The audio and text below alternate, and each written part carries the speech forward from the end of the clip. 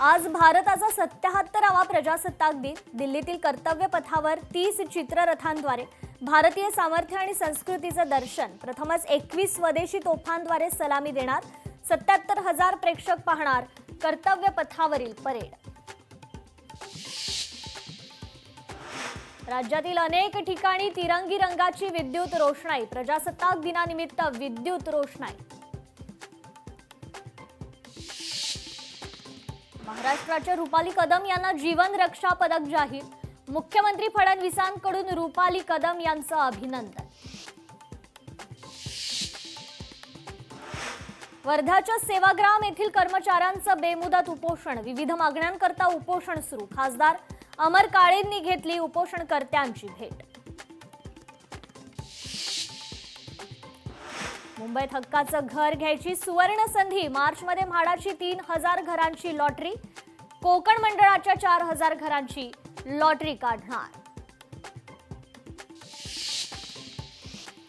अभिनेते धर्मेंद्र यांना मरणोत्तर पद्मभूषण पुरस्कार. माजी राज्यपाल भगतसिंग कोश्यारी यांना पद्मभूषण पुरस्कार, तर रोहित शर्मा, हरमनप्रीत कौर यांना पद्मश्री पुरस्कार.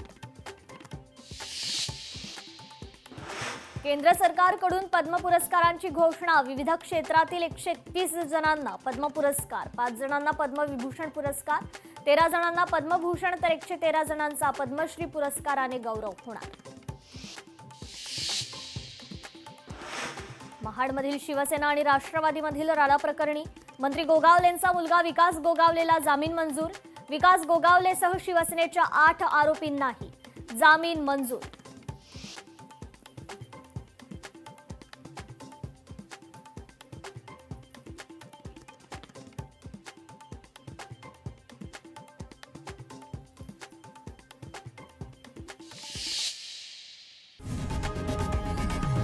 लोकशाही मराठी ऐका, पहा, जागरूक रहा.